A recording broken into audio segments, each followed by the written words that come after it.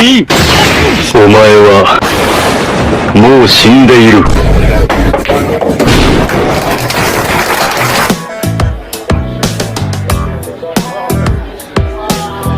Me neither. They all come to watch me.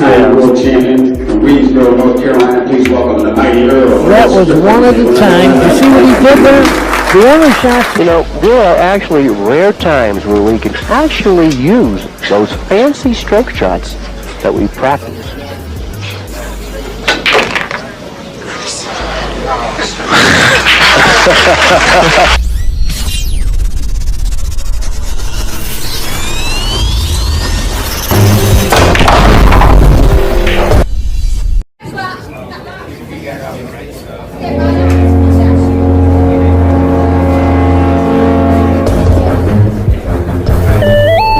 Magaling kang pal ka.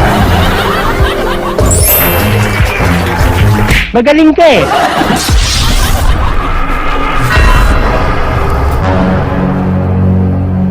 NANI?お前はもう死んでいる。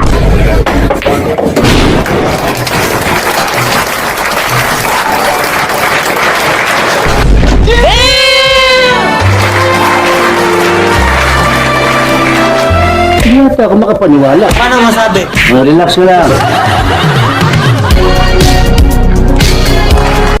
Magandang araw mga kabilyar! Handa na ba kayo sa video natin ngayon? Ito ang Asian Culture Default Tournament na naganap noong taon 2018. Nakatunggali naman ni Efron Reyes dito, ang isa sa pinakamagaling babaeng pole player sa buong mundo. At sa murang edad, number 1 sa World Pole Association Ranking, isang 2010 Asian Games Snooker Champion, 2010 China Open Champion, ang 2017 World Games 9-Ball Champion. At nanalo din siya ng WPBA Master Championship noong taong 2019. Ang 25 years old, World Champion sa bansang China. Ang magandang tirador na walang iba kundi si Siming Ching. Ang team ball exhibition match na ito ay rates to 3.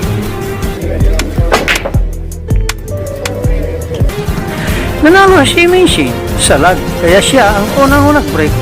Nakuha niya ang 5 balls at may tira din siya sa uno. Open ang lamisa para sa kanya.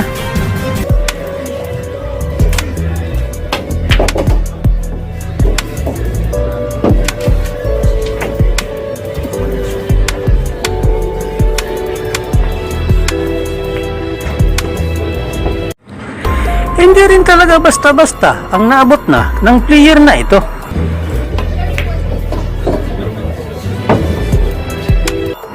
Sa murang edad, hindi mo akalain na world champion na siya.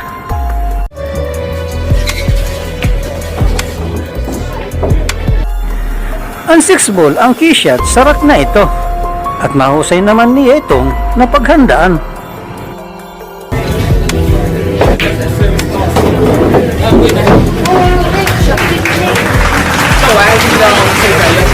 Oh, diba? Galing.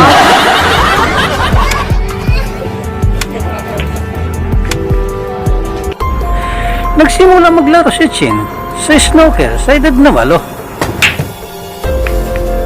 Mayroon pole hall ang kanyang mga magulang, kaya maaga siyang nahilig sa paglalaro.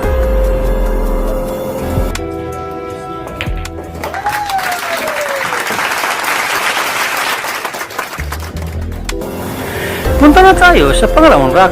Si Efren naman ang magbe-break.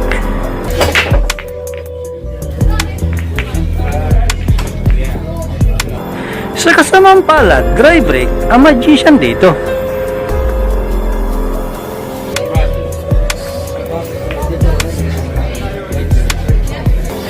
Makikita natin sa rack na ito ang palitan ng tactical safety place.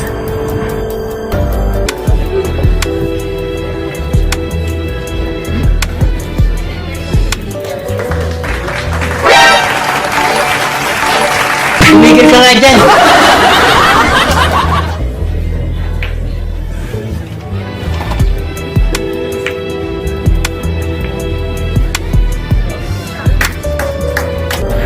Maganda ang palitan ng defensive plays ng bawat players.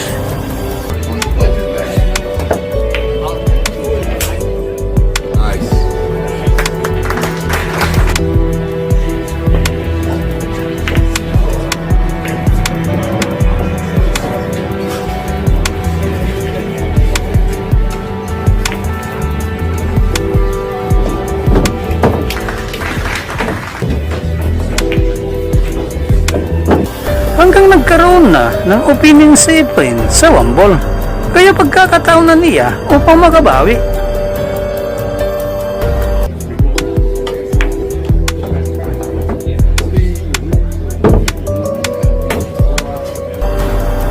Napakagaling talaga ni Efren pagdating sa position play.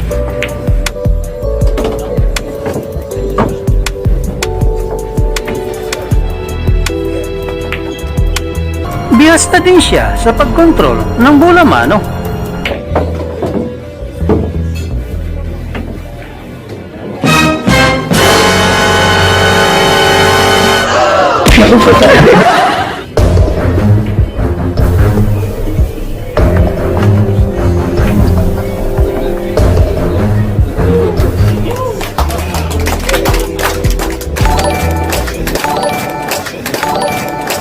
Sinabi siya doon ako.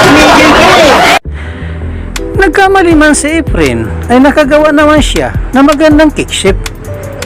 Hindi ng dalawang isip ang Chinese player na kunin ang kanyang jump ko. Ba, hindi yata pwede yun. Pwede dahil allowed naman ang jump cue dito.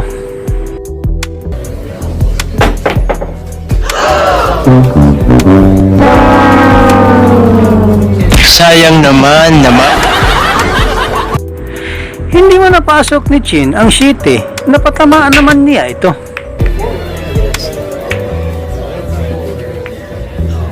Ginagawa mo.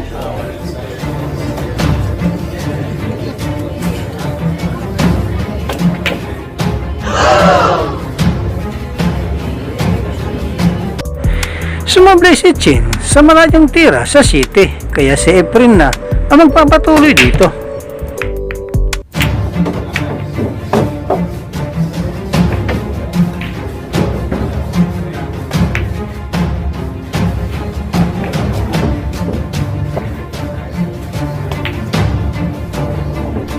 Nasa 64 years old na si Efren sa panahong ito.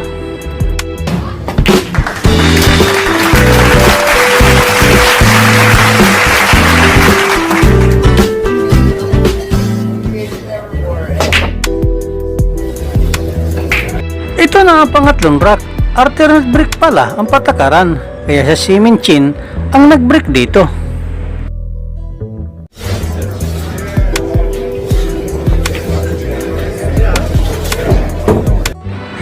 Dry break si Chin, kaya si Efren na ang nasa lamisa. Napansin ninyo ba ang tirang iyon? Pagtira niya sa dos, binaklas ni Efren ang shite sa timbol, kaya nasolusyonan agad ang problema sa rack na ito. Ang galing talaga ng magician. Advance ako mag-isip.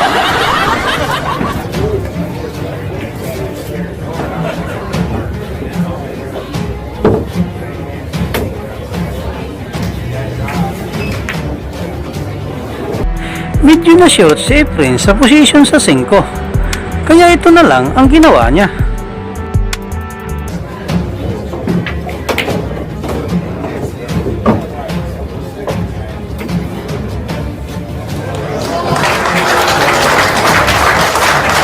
Magaling kang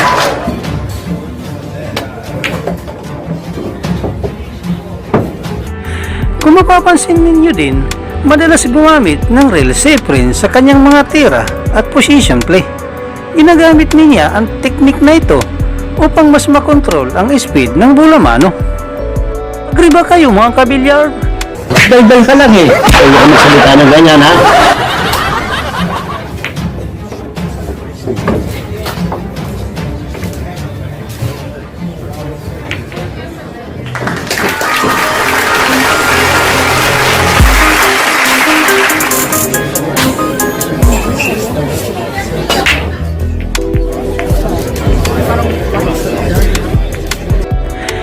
Ito na ang Rockport.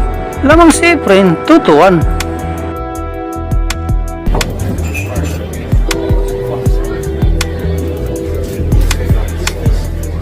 Dahil wala siyang tira sa uno, nagdesisyon si Efren na mag-push out dito.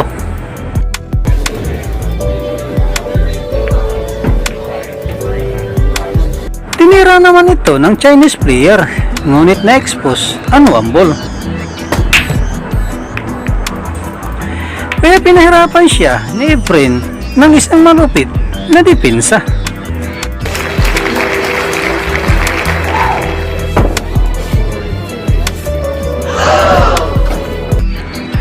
Dahil sa magandang depensa, ball in hand ang reward ni Efren. Medyo mahirap ang layout dito, kaya ito ang ginawa niya.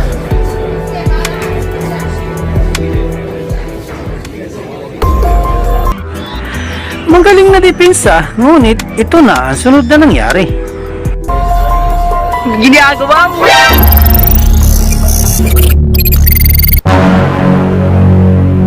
NANI?! お前はもう死んでいる。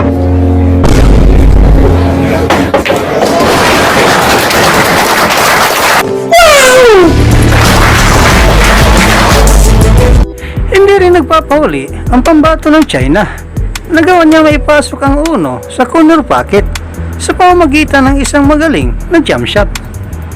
At higit sa lahat, may preparasyon pa sa dos.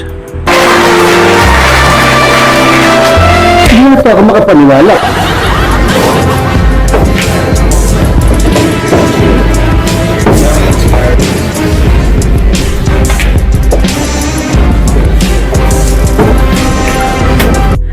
Ang problema na lang sa rack na ito ay ang nagkumpulan 7 at 8.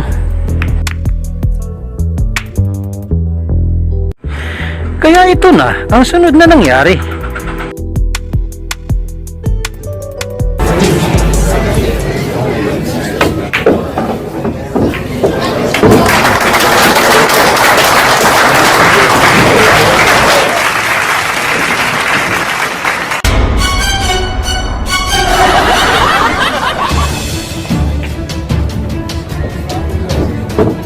Dahil sa magaling na break shot na iyon, ay nagawang ma-open ni Shin ang rack na ito.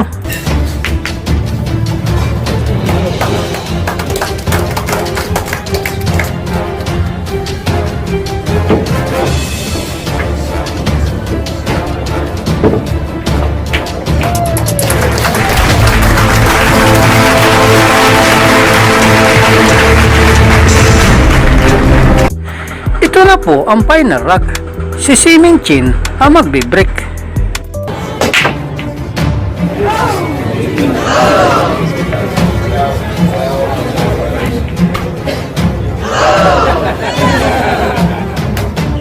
Sus naman!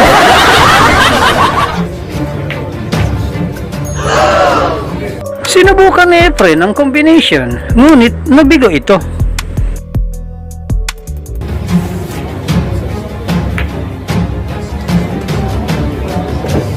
Isang malaking pagkakataon ito para sa Chinese player.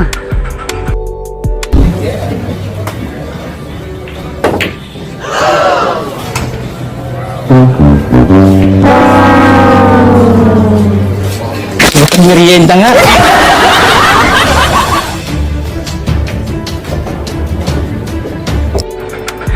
Isang malaking pagkakasablay ni Siming Chin sa dos. Medyo elevated kasi ang cue stick niya, kaya nahirapan siya sa accuracy.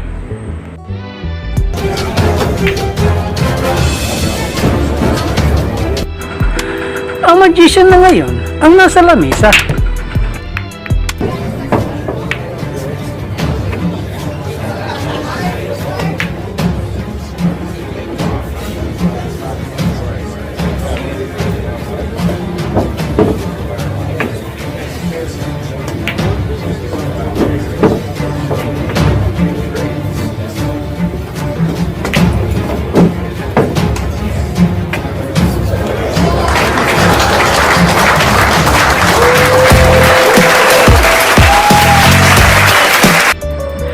Tuluyan nag-concede na nga ang Chinese player Nanalo si Efron Reyes sa magandang exhibition match na ito, 3-2. Kung nagustuhan ninyo po ang video ito, ay huwag kalimutan i-like upang mas marami pa ang makapanood sa mga magic shot ng magician.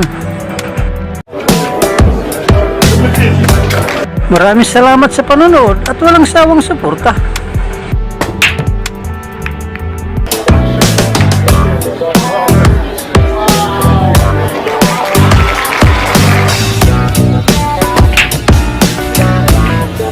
Hanggang sa muli, paalam! Ikaw Kabilyard, anong masasabi mo sa exhibition na pinakita ng ating pambato, Efren Bata Reyes? Para sa inyong opinion, i-comment mo niyan sa ating comment section sa ibaba. At kung nagustuhan mo naman ang video ito, paiwan naman ako ng like at pasubscribe na rin sa ating munting channel. Maraming salamat po sa inyong panonood. Sama kayo na rin lang, mag-ingat, God bless. Bye bye!